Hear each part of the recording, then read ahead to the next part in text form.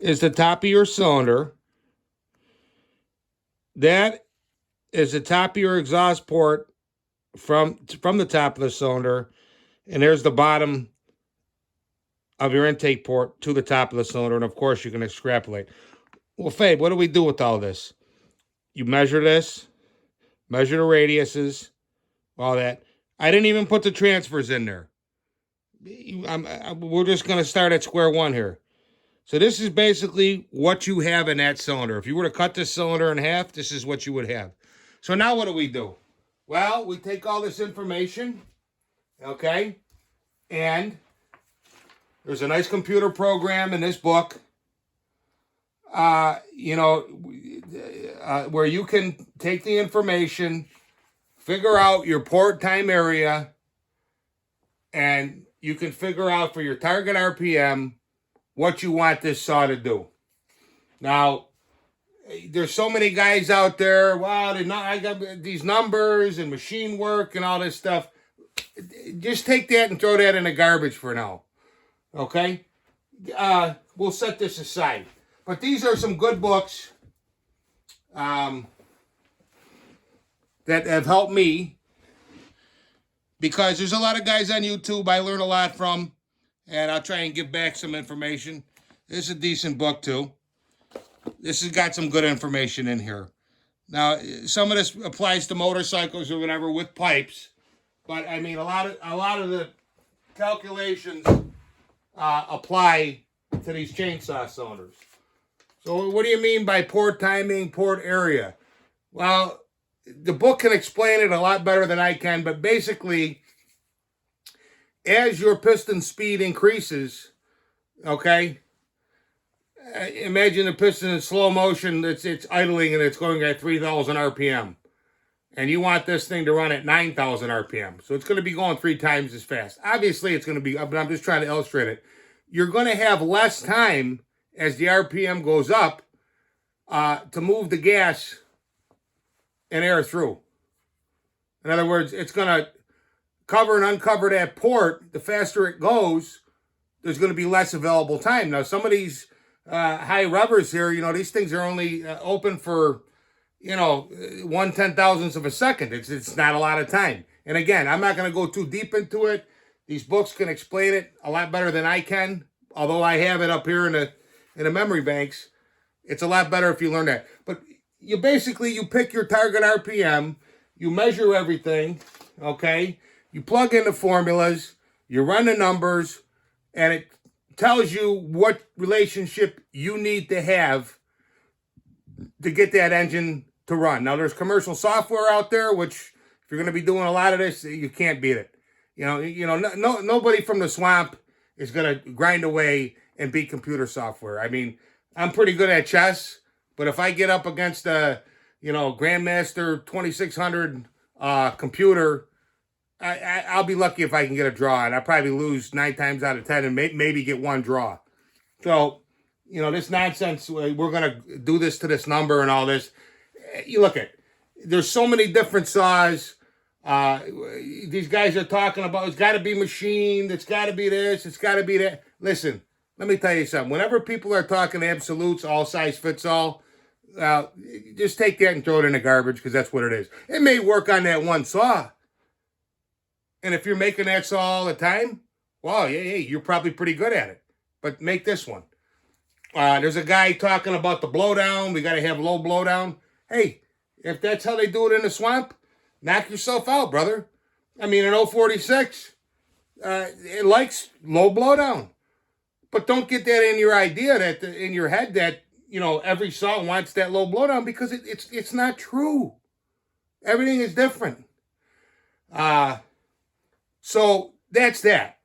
So now we'll put this off to the side. I know I didn't cover too much in depth, but it should just give you enough to where you can teach yourself. Now, here's an example of what I want to talk about here, where something comes in that you're not familiar with. Okay? This is the G372 XP China clone. Okay, I'm building this for my buddy Miles. Now, I have a couple Husqvarna saws. I've got a 572 XP. I've got a 272, a couple 266s and parts, and I'm putting together. And they're nice saws. I like them. But this saw, not really familiar with it. So if you look back in the videos when I first got it, I wasn't happy with it. Okay. I first tried to get the stock saw to run, and for whatever reason, the carburetor wouldn't clean out. I could never get it to where I was happy. It was real lean, rich. It was bouncing all over the place. I really never seen nothing like it in my life. So I called the customer, Miles, and I told him, I says, well, I have another carburetor. It's not new. I tried it. It seems better. Can I order a new car? Okay. I put the new carburetor on there. I modified the stock can. It ran better. It held a tune. Then I popped off the cylinder. I didn't do any machine work. I didn't, cut the squish. I didn't drop put the cylinder on a mandrel and cut the base. I mean, if I want to do that, I'll just use a thinner base gasket. I don't get that whole thing, but again, that's how they do it in the swamp or wherever. That's their business. So where I'm at now with this saw's little carb mod, still stock filter.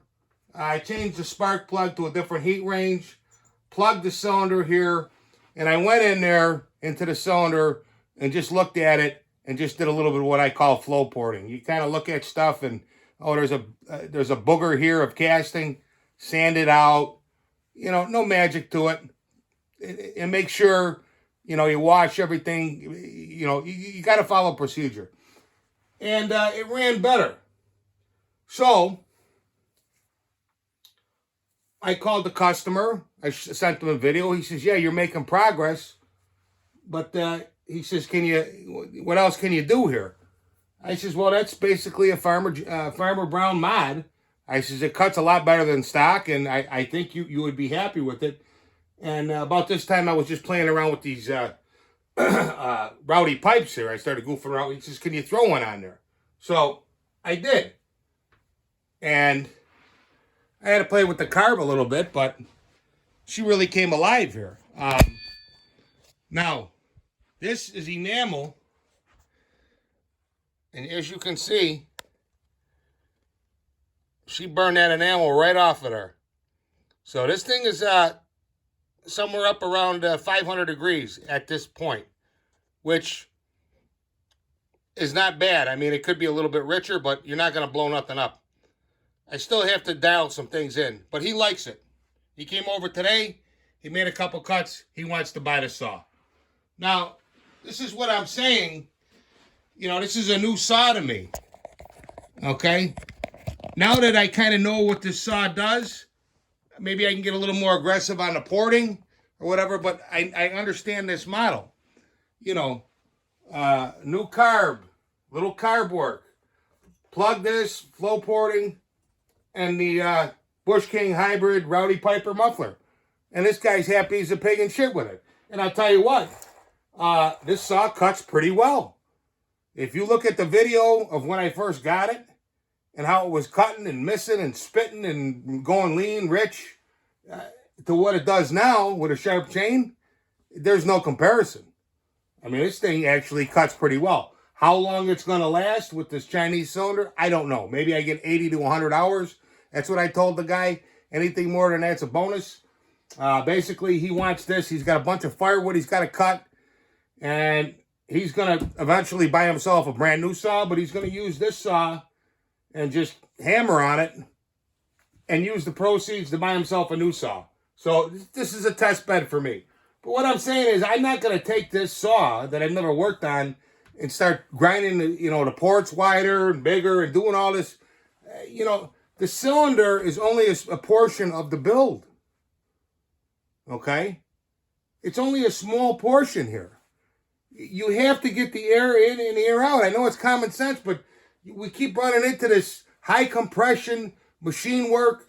If it's not done this way, and I'm sorry, you're in a minority. I mean, a lot of these guys are yapping, and as far as I'm concerned, they're second-rate mechanics that got their information from another second-rate mechanic.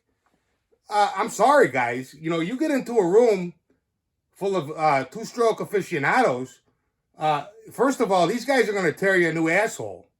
Sorry. And second of all, you're going to be laughed right out of the fucking room. I hate to be so blunt, but it's the truth.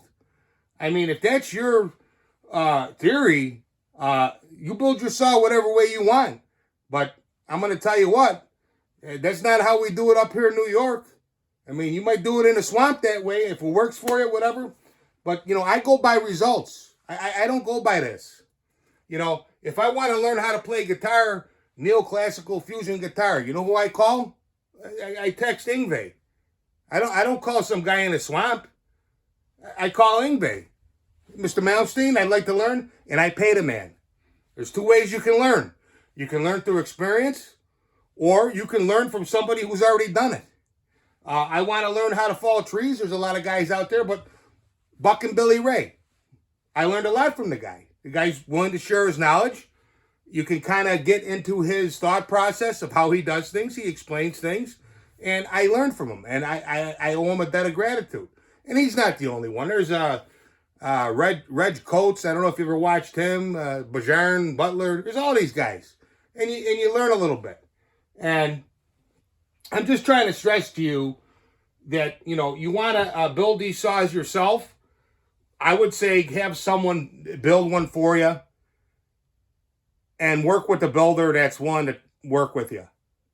I mean, I don't care what you do. I don't care if you take it apart, you know, and ask me questions, whatever, you know, and I'm not any guru or anything, but all I ask you to do is go by the results. Now, here's the other thing, too. You know, you see a lot of these guys on YouTube with these glamour cuts, cookie cuts. Look at, guys, I'm not accusing nobody of skullduggery, but there's a lot of manipulation that can go on. This guy could have some Picasso chain and everything's all set up. The wood's soft, punky, you know, and they're up and down. They look like superstars. I don't do that. What I do is I take the saw out to the man. Right his land, or I've got logs, you come out here. I've done that many times, and every guy, I got a customer. Matter of fact, I got a couple tree companies, dropped off some saws, and I got another guy. You know, he's a businessman. I'm not going to say his name because I didn't, but he's pretty big. He's been around for a long time. I think his father or grandfather, there's a couple generations of them, and he's got a bunch of saws, and he wants them hopped up. And he told me, you know, my labor rate, I think he said, was $150 an hour. He says, if a couple of these saws get built and I can save 1 hour a day, $150 a day, and I'm working 5-6 days, that's $750, $900 a week that I'm saving in time, or more jobs I can do, or whatever. So, and I would, excuse me, I would rather work with guys like that are somewhat mechanically inclined. They own a business. You know, I'm getting emails from guys, you know, from around the country or whatever. And I'm sorry, guys. You know, I got burned one time. I'm sorry. I'm just going to work with the local people because it's a lot easier to go like this. I can, if you want a saw, if you want to send me the money, I can buy the saw. I can build it and send it to you. And in this way here, you know, it can be done properly. I know what I'm getting. I got a saw from a guy, and, you know, I videotaped it. Came out of the box. I videotaped the whole thing. I got it all on tape. I took it here, and I grabbed and a whole crankshaft. Everything was wobbling around. The bearings were wallowed. So I called the guy. He says, oh, well, it was fine when I sent it to you. Well, you know, once bitten, twice shy. I got the video of it. So I sent the saw back to him. Well, aren't you going to make it? Well, you know, when I sent it to you. Nah. So I'd rather just work with the people in the area. There's plenty of work here for me. I got to turn work away now. Because, you know, I'm sorry, but there's too many shucksters out there. There's too many guys, you know, that are trying to squash the competition. Well, I'm going to tell you what. You're going to get your head stepped on once these start getting out of here. So anyways, that's basically it with these, you know. Intake. porting, and you know these guys. There's that guy there, a Nitro or whatever. Oh, I'm showing all my cylinders or whatever. Whatever, dude. You know, the cylinder only represents a certain portion of the build. You know what I mean? I see some of these cylinders this guy's grinding away, and I shake my head. I mean, whatever. If that works for you, your customers are happy. But you know, I actually ran one of Nitro Boy saws, and I don't know. This guy made some video about me. I don't know what I'm doing. I'm gonna tell you something. I got the tape, and let me tell you something, Nitro Boy. In our lumber, if you think that you're magnitudes of order above me or these other guys, just get that idea right out of your head, pal, because you got spanked hard. So, that's about it. Have a good evening.